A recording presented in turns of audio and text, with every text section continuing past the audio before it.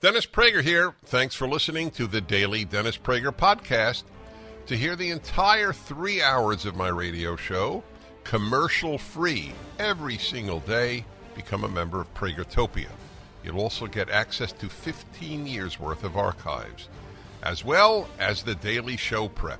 Subscribe at Pragertopia.com.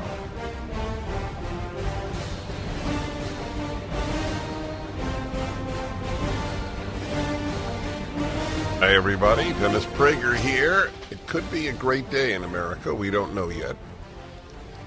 But there's a real chance that the war on free speech, the greatest gift America has ever had for itself and for the world, the most envied item of decent people on earth, who, when they demonstrate for liberty, wave the American flag and no other flag on earth.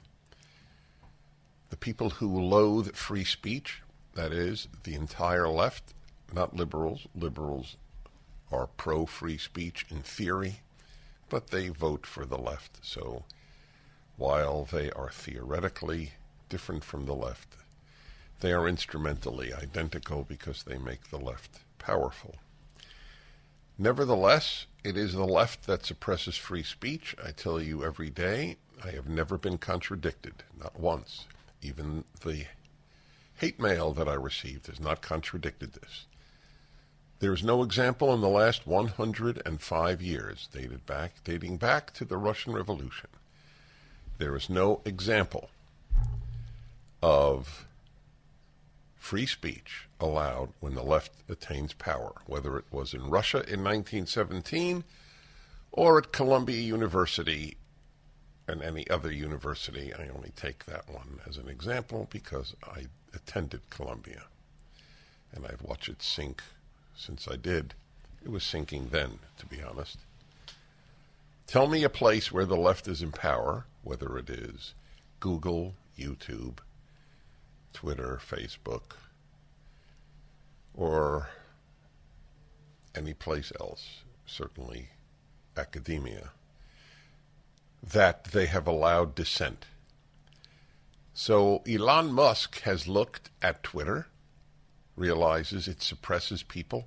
It didn't allow the last president of the United States to have an account. The last president of the United States. Half this country voted for him. Half. And they said to half this country, F you. That was the message of Twitter. It wasn't F you to Donald Trump.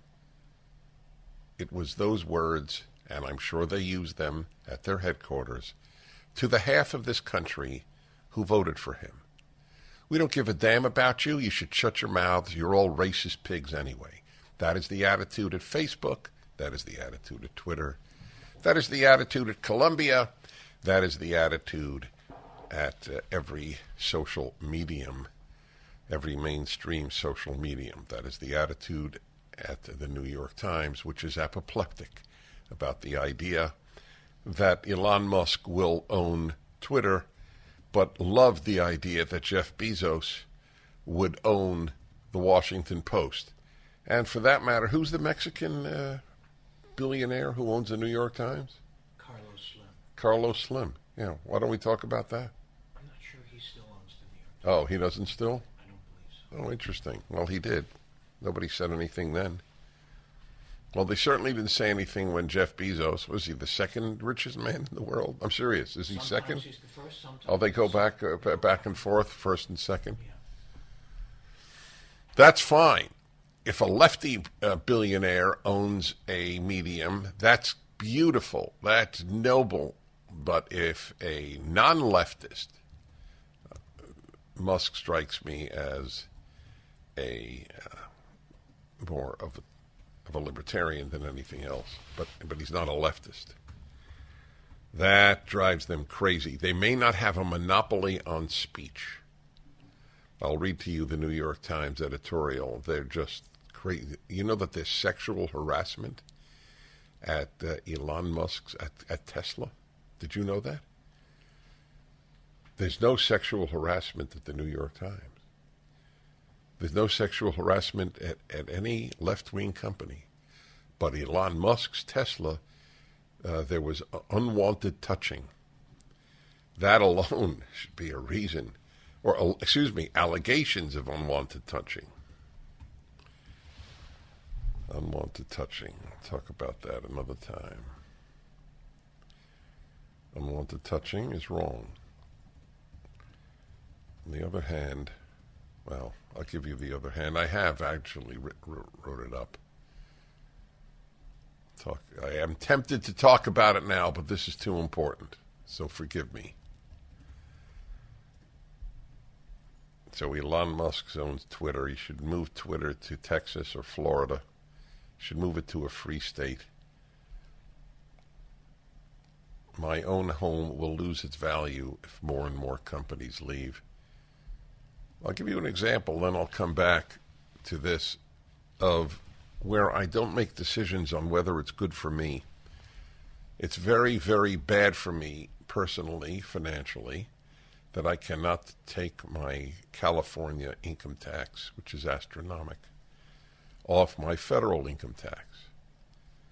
That was changed by Donald Trump, but he was right. I suffer for it, and I believe that it is the right call. I am more interested in America's welfare than I am in me. How's that?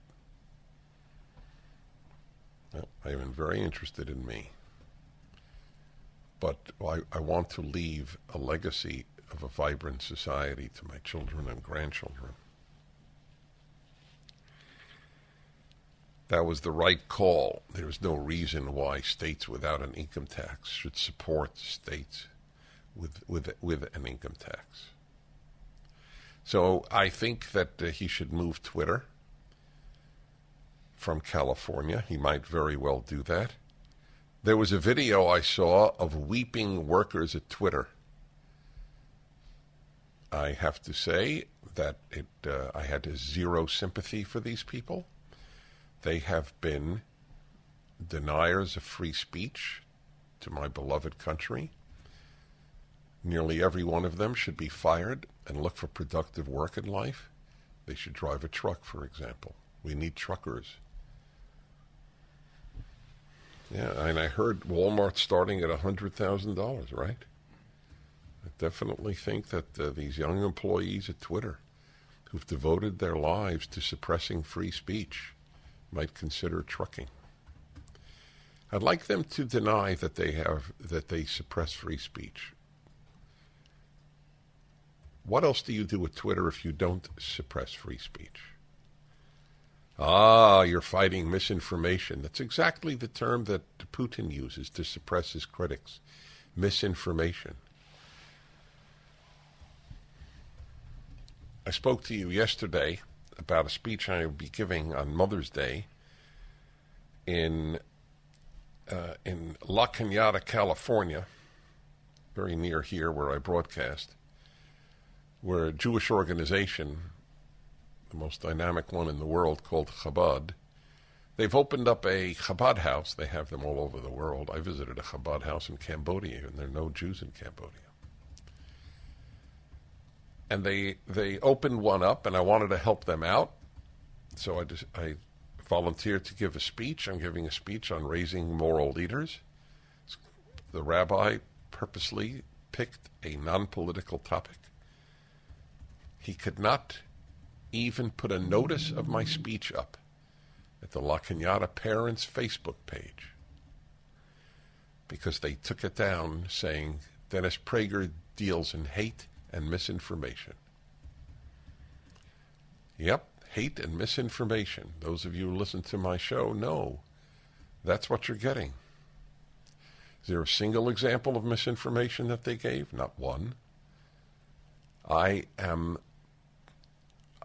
religiously and personally and temperamentally preoccupied with truth.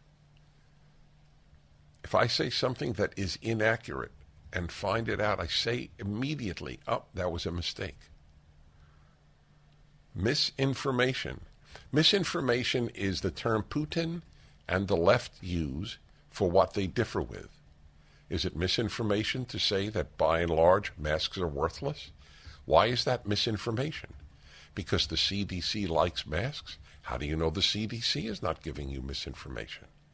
Do you know how many scientists believe that it is worthless?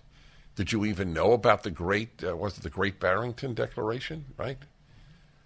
Tens of thousands, I believe, scientists signed against lockdown. Is that misinformation? Why is it misinformation? Because Fauci doesn't like it? He is the determiner of information and misinformation? I'll bet tweets that even reference the Great Barrington Declaration were taken down at Twitter as misinformation. You can't quote scientists on Twitter. I'll be back. The Dennis Prager Show.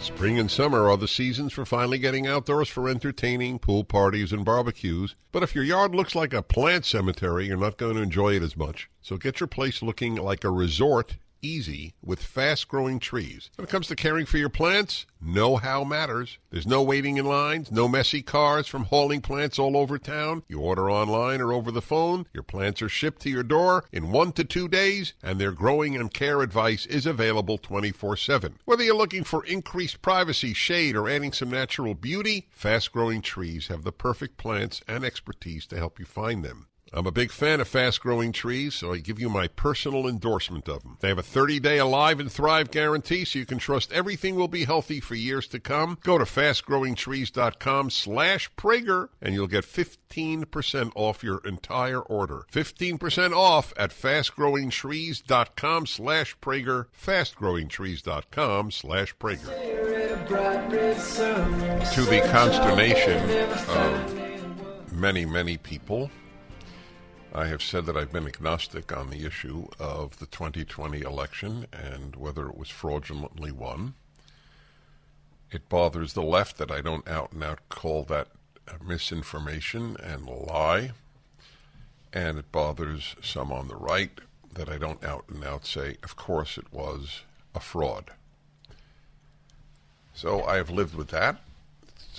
Everyone in public life has to live with disappointing people. And then along came Dinesh D'Souza's film, and it moved me toward it seems to have been fraudulent, in addition to the anomalies, which are not discussed in the film because it's not about that. It's about the mules, people who put ballots in the middle of the night, and I mean the middle of the night, I mean the wee hours of the morning, would go to ballot boxes and put ballots in. There is no honest explanation for all of these mules. How many mules did this Truth the Vote group monitor? Well, Dennis, in the initial search, Truth the Vote purchased an incredible body of evidence, which is to say 10 trillion cell phone pings. And then they ran a search algorithm looking for people who had gone to 5 left-wing organizations. These are the so-called vote stash houses, and 10 or more drop boxes. So these are the very industrious, egregious mules who are going to many drop boxes. And we uncovered over 2,000 mules in that alone. But then they did a search in which they dropped the number of drop boxes from 10 to 5, and then the number of mules just explodes. Because it turns out there were a lot more people doing more modest kind of mule trafficking. And now you're looking at a number of mules in the tens of thousands. We don't give the exact number, but it's a much bigger number than 2,000. How many mules have acknowledged there being a mule? Not very many, and for the simple reason that no one so far has made a serious effort. And this is something that only law enforcement can do, because Truth the Vote has the cell phone IDs of these mules, but it doesn't have their names. Each cell phone has a sort of a digital fingerprint called the cell phone ID. Now, it takes law enforcement to go to a court, and the court says, yeah, you can go to the provider, and they'll give you the name and perhaps the address of who that guy actually is. Somebody needs to arrest the mules and say, who paid you, who organized this, who put you up to this? That has not occurred, and the big question following the film is, will it occur? That's a very big question. That would be devastating. Do you think a Republican administration would do that? Well, let's look at an actual example. We're talking now about Secretary of State Brad Raffensperger in Georgia, a Republican, part of the Kemp administration. And Raffensperger is in an awkward position because right after the election, he pompously proclaimed that the election was completely secure. In fact, he got into a somewhat raucous argument with Trump about that. And so he is publicly on record and was lionized in the media for being the apostle of election integrity. So imagine how difficult it's going to be for that guy, sort of the sheriff of the town, to now say, wait a minute, there was actually coordinated fraud going on under my nose, and I was so stupid that I had no idea this was going on, but now I have to admit it. Well, Raffensperger has actually reopened his investigation based exclusively on information provided by True the Vote, the research organization that I'm working in partnership with here. And so he acknowledges that there is something here, but he hasn't really pursued that investigation. I would just say so far it's moving at what I would call the Durham tortoise pace. Let me go to some calls here. Patrick in Philadelphia. You're on with Dinesh D'Souza and me. Hello. Hello. Hi. So I would like to know, where is the proof that Mr. D'Souza is claiming he has? I heard him run through two hypotheticals of harvesting votes from nursing homes and from homeless shelters, but I also heard him say that this is a way that they may have gotten the votes. It sounds like there is no proof of that. Okay, hold on if you would, Patrick, and you too, please, Dinesh. I'm taking a break, but I want to remind everyone that the film, which is a remarkable documentary, is coming out next week, 2000mules.com. You can see it in a theater and 4 other ways, 2000mules.com. Many people own coins that have not performed as well as they had expected. Some own coins that have done better than they expected. Or maybe you just want to cash out and do something else with the money. Markets change, and to understand the current value of your precious metals portfolio, you should get a new valuation. So I'd like to tell you about my friend, and he is, otherwise I never use that term, Nick Rovich. Became my friend because I so admire his honesty and integrity and knowledge of the coin world, of the gold world, the silver world. He's owner of AmFed Coin and Bullion. For over 40 years, Nick has built a reputation for trust and honesty, and his goal is to earn your business for life. Nick won't push you to sell, but when you're ready, I believe he offers the best price, trade, and consignment deals compared to anyone. Right now, Nick and the AmFed team are offering their exclusive coin performance review for free. That's right, free, with a no-pressure guarantee from Nick. Call Nick at 800-221-7694. That's 800-221-7694. Hi, everybody. I'm Dennis Prager speaking with, and you can watch us, of course. My shows are now on a video. Where do people go, Sean? SalemNewsChannel.com. Dinesh D'Souza has made this film, which is very upsetting. Whatever side you're on, it's got to be upsetting. If you're intellectually and morally open. Something bad happened in the election of 2020. You can decide whether you believe it was decisive, but something bad happened. So Dinesh, this caller from Philadelphia, says you're speculating when you say that ballots might have been obtained from nursing homes or homeless shelters, and there's no proof of such. What is your response to him? Well, my response to him is, let's start with what we do know, and then let's ask what obligation I have to prove anything beyond that, right? So we do know that these votes are originating in left-wing nonprofits that are ensconced in these democratic urban areas. Now, by the way, it should be noted that these nonprofits, 501c3 organizations, many of them, are forbidden by the IRS from engaging in electioneering. They're not allowed to do electioneering on behalf of any party or candidate. So right there you have a very interesting phenomenon. Left-wing organizations, in the name of, quote, get out the vote, are actually getting out the mules. Number two, we have hundreds of thousands of votes that are being delivered by paid mules. And here we have to make a critical distinction between vote harvesting and ballot trafficking. Now, there are some states, California predictably the most liberal, that allow you or me to give my vote, my ballot to anybody and say, hey, go drop it off. So that's vote harvesting. By the way, in the 5 swing states that we're talking about, the rules are much more strict. So in Georgia, for example, you are allowed to give your vote, your ballot, to a family member, or if you are incapacitated or confined, to a caregiver. That's it. You can't give your vote to a friend or anyone else to deliver, let alone to a paid mule. Now, here's the point. In no state, not in California, nowhere else, is anybody allowed to be paid to deliver votes. That automatically renders these votes illegal, and the process by which this is organized becomes not only an illegal but a criminal operation. So all of this is fully demonstrated. You have illegal votes by the hundreds of thousands being cooked up and collected by left-wing nonprofits that are not supposed to be doing it, who are then illegally paying the mules. And all of this is proven beyond a reasonable doubt in the movie.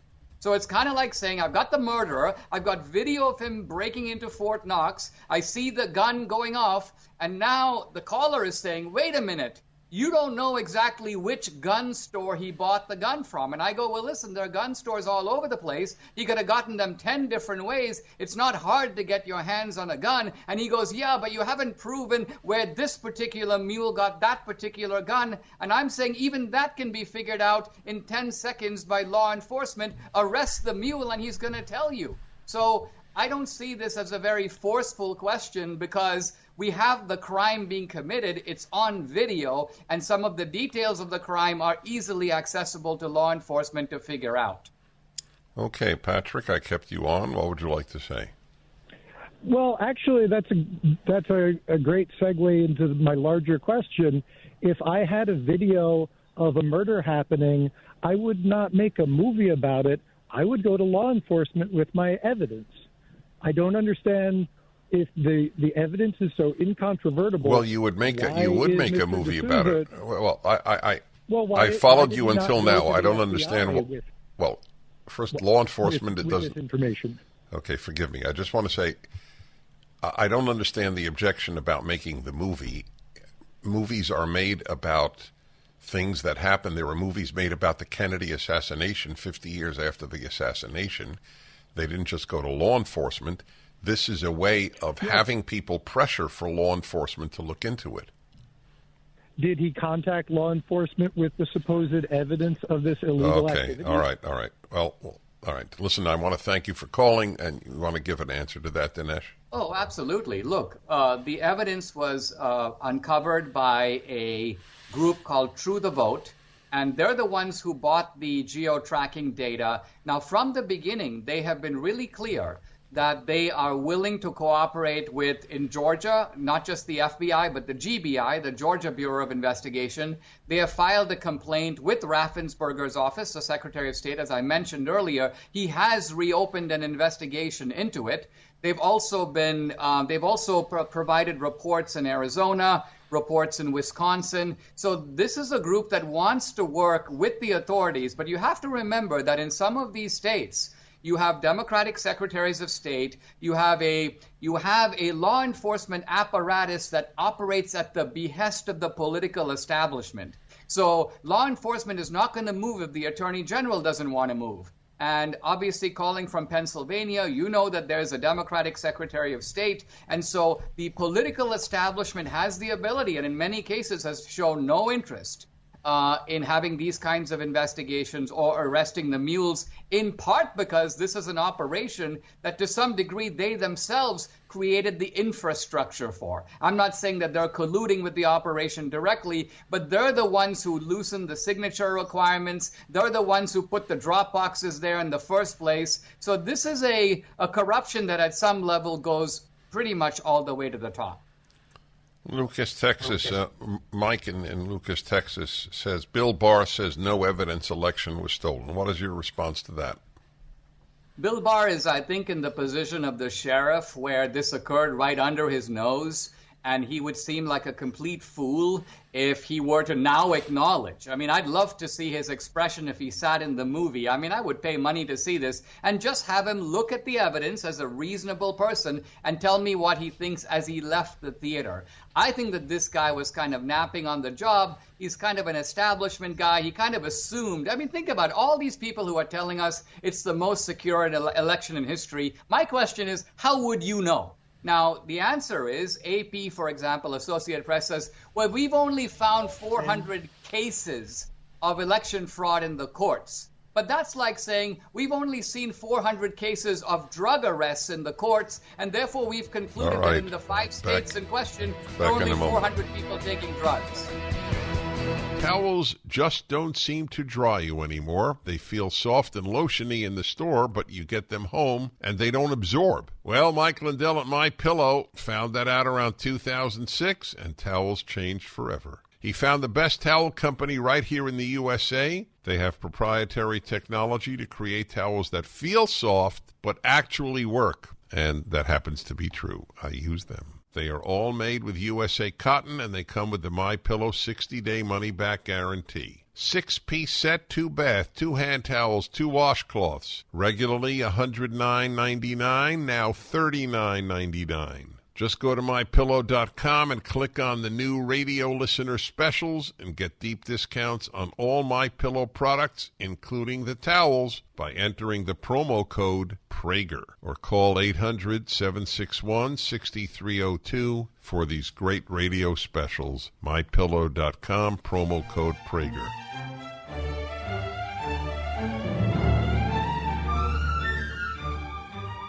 To be or not to be?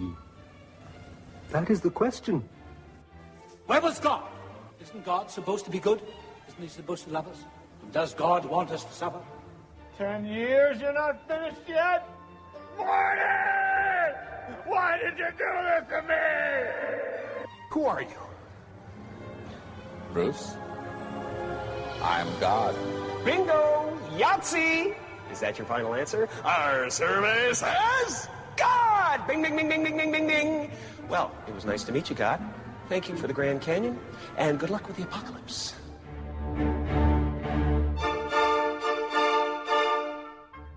Hi, everybody. The Ultimate Issues Hour is the third hour of my show each Tuesday. Some enormous question of life. Sometimes religious, sometimes philosophical, sometimes political, sometimes personal, sometimes psychological, but it's a big issue. And on occasion, I take off from an issue in the news. That will be the case today. Usually it's not news-based. But I want to deal with a subject I have not dealt with on the Ultimate Issues Hour ever, though I have certainly addressed it on occasion in all my other hours, and that is, what is free speech? And how important is it? It's big. It's a big question. So what is free speech? According to Pew Research, one of the most prestigious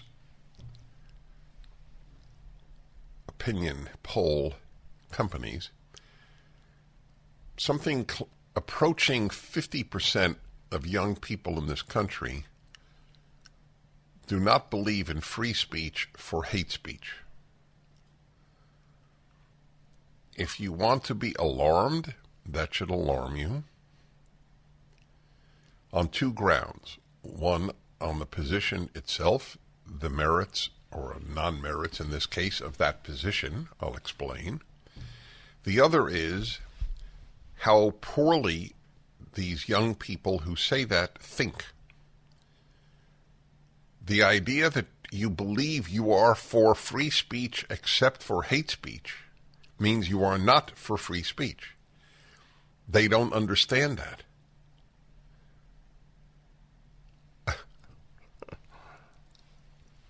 I am for everybody to be allowed to wear whatever color clothing they want, providing it isn't a color I dislike. That would be a perfect analogy. You are perfectly free to wear any color outfit. However, if I don't like the color, I will ban you from wearing it. I will prohibit you. In fact, I will even jail you. So are you for freedom of clothing color? No, you're not. Your freedom for clothing color providing you like it. All right. This sails over half of the country, the left half. Actually, it's not true. Liberals would understand this. So it sails over the heads of 20% of the country. But unfortunately, 40% of young people, because they've never been exposed to the argument in the other direction. The notion that you are for free speech but not for hate speech is absurd, is logically absurd, that you're not for free speech. The most obvious objection is, who is to determine what is the hate speech? The answer is you. So in other words, if you say, I am for free speech except for hate speech, what you are saying is, I am for free speech only if I like the speech. If I don't agree with the speech, I feel that I should be able to shut it down. A story. When I was a young guy, Nazis, the real Nazis, I mean, honest to goodness, swastika wearing, Hitler idealizing Americans who were in the Nazi Party. There weren't many, but there were more then. This was the 1970s, I believe. They decided, because they're sadists, to march in, of all places, Skokie, Illinois. Skokie is a suburb of Chicago, and many Holocaust survivors lived there. You can imagine the pain that they would endure seeing the symbol of what murdered, in almost every case, a good part of their family. We know the trauma of losing one member of a family to murder. Imagine all your cousins, uncles, aunts, grandparents, parents, often children, all murdered. It is a wonder that these people moved on with life. But that, of course, is another subject. But that's where the Nazis decided to march.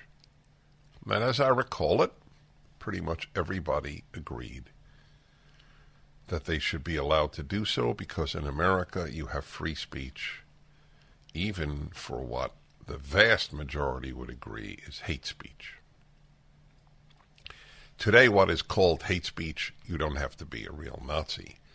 You simply have to say, for example, that men do not give birth. J.K. Rowling is the Harry Potter genius. She's the author of the Harry Potter books.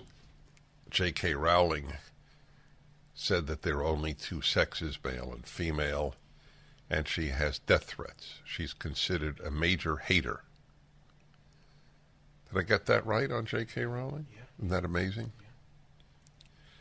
So what is called hate speech today only means that which the left doesn't agree with. That's called hate speech. Give me an example of anything the left differs with that is not called hate speech. I'll wait.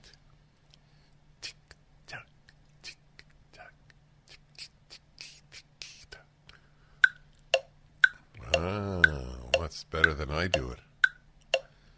That's right. Yeah. Ask that of your relative on the left. Name me something that the left differs with that is not declared hate speech. Really, I'm not kidding. Can you think of anything? I have some bright people here.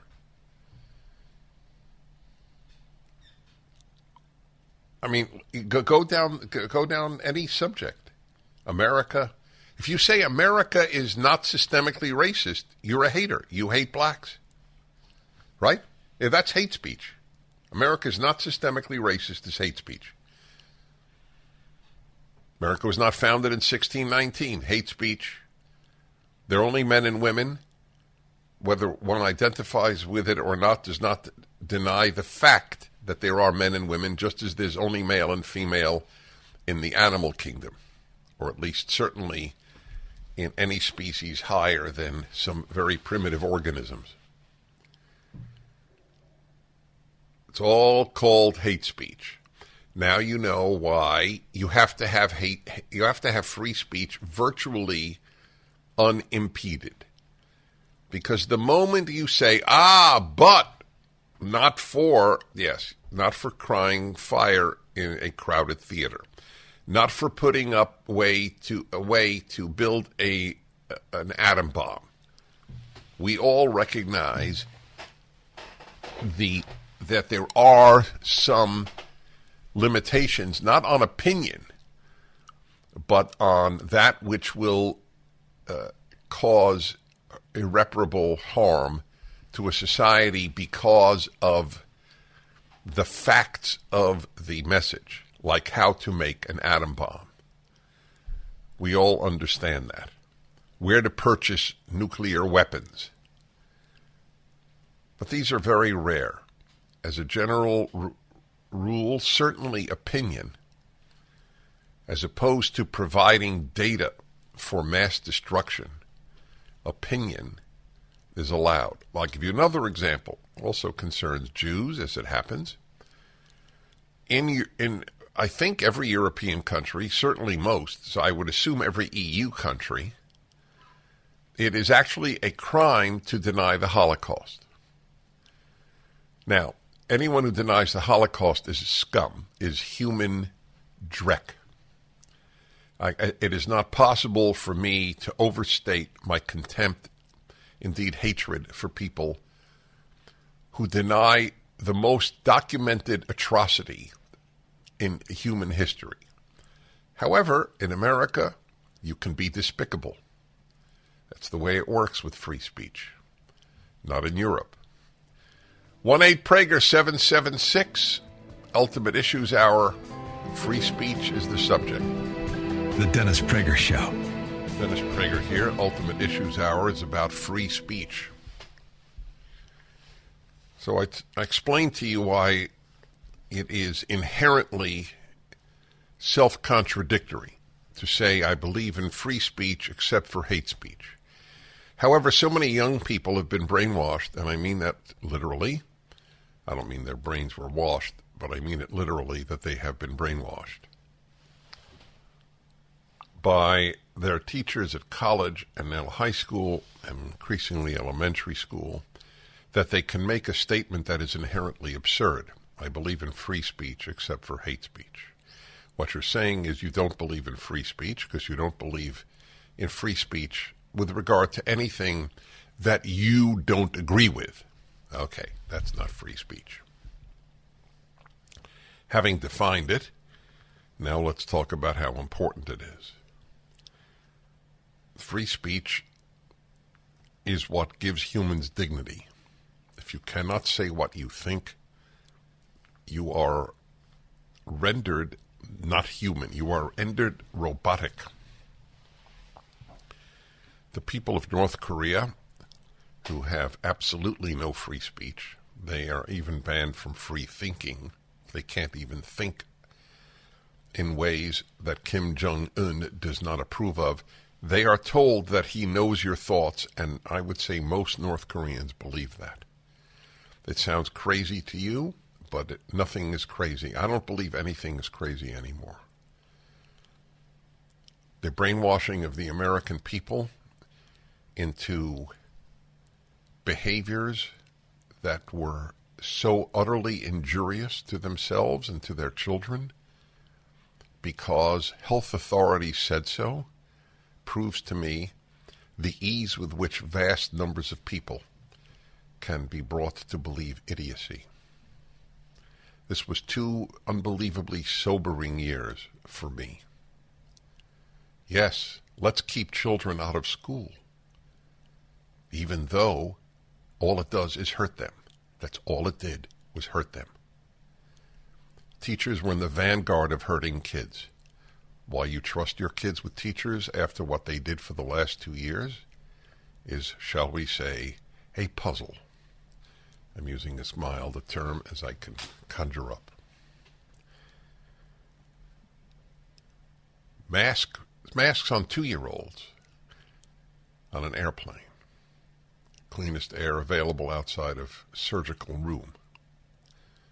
Maybe even cleaner than a surgical room. Let's put masks on 2-year-olds. And so the ease with which people can be brainwashed, don't laugh at North Koreans given Americans' conduct, and everybody else's, in Europe, anywhere. Israel, you name it. The sheep of the world have demonstrated that they are the majority of the world. So I don't mock the North Korean for believing Kim Jong-un can read his or her thoughts. Free speech is what gives the human dignity. Yep. It's not the only thing that gives people dignity, but it's up there. What else gives people dignity? It's an interesting question. What else gives people dignity? Not living in abject poverty. Abject poverty is a compromise on human dignity. Because you can end up living sort of like an animal. I would say abject poverty and absence of free speech. But I mean abject poverty. I mean you have essentially nothing. We don't have that in the United States. What we call poverty would be in many places in the world considered middle class.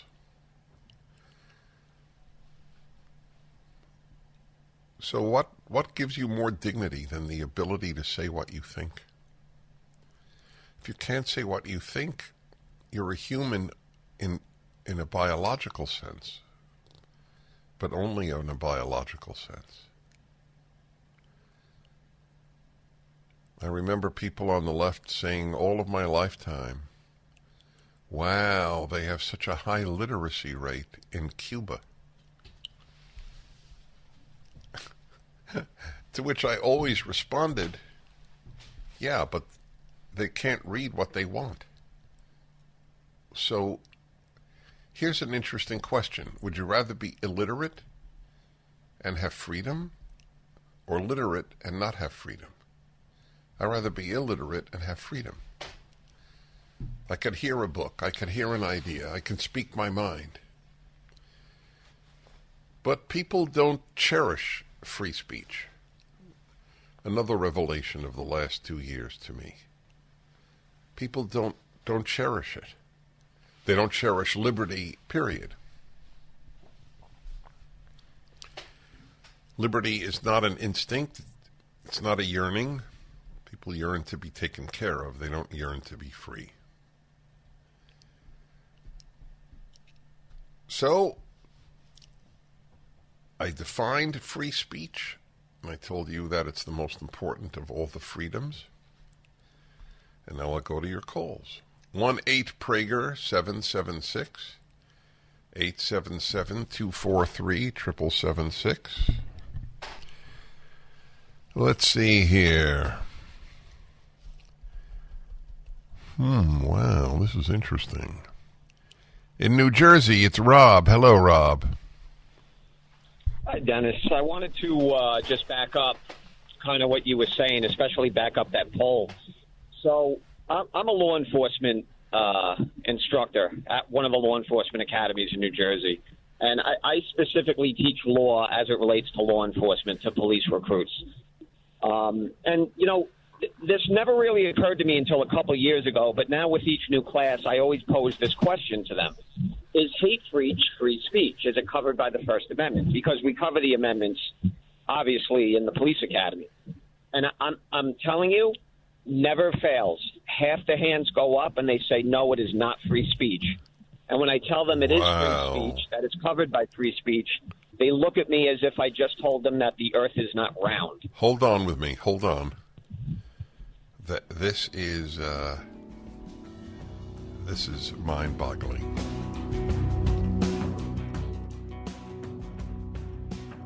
Dennis Prager here. Thanks for listening to the Daily Dennis Prager Podcast. To hear the entire 3 hours of my radio show, commercial-free, every single day, become a member of Pragertopia. You'll also get access to 15 years' worth of archives, as well as the daily show prep. Subscribe at pragertopia.com.